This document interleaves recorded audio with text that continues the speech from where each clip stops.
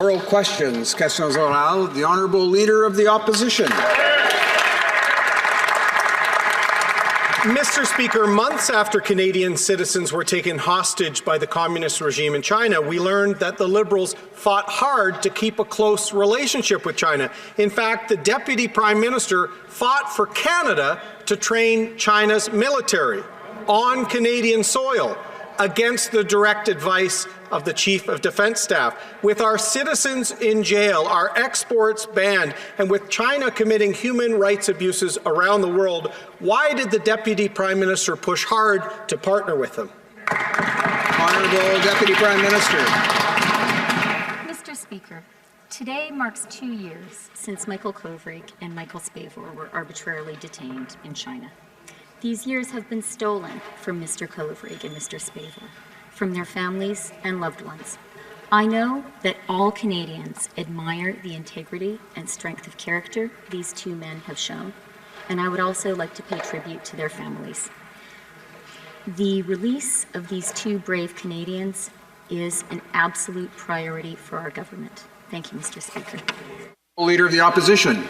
Mr. Speaker, I agree with the Deputy Prime Minister. All Canadians are worried about the fate of Mr. Kovrig and Mr. Spavor. Those 2 years were stolen. So my question for the Deputy Prime Minister, while they were stealing the lives of our citizens, why was she trying to push the Canadian Armed Forces to train the Chinese military on our soil when they're abusing our citizens, our rights, international law? Why was this government trying to partner with them? Honourable Deputy Prime Minister. Mr. Speaker, I have long personal experience reporting on authoritarian communist regimes, and I am very aware of the threats they pose. When it comes to China, Canada is appalled by the treatment of the Uyghurs. We stand with the people of Hong Kong, especially the Canadian citizens there, and the release of Michael Spavor and Michael Kovrig is an absolute priority for our government. Leader of the Opposition. Mr. Speaker, the minister's actions never match those fine words. That's the problem with this government. The Liberals ignored security and scientific experts on the CanSino vaccine deal. They ignore our allies on Huawei. And now we learn they were ignoring the Chief of Defence Staff when it came to military exercises with China. Defense officials clearly said there was risks of knowledge transfer by working with China.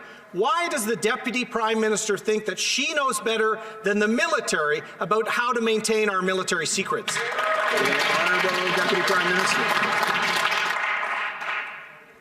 Mr. Speaker, I'd like to talk a little bit about CanSino and vaccines, because that's where the Leader of the Opposition began his questions. And let me just say, I understand why the Leader of the official opposition is worked up about vaccines. And that's because he and his party spent weeks trying to scare Canadians into believing we were at the back of the line. Instead, Canada has the most robust vaccine portfolio in the world. Vaccines arrive next week, and the Pfizer vaccine has been approved.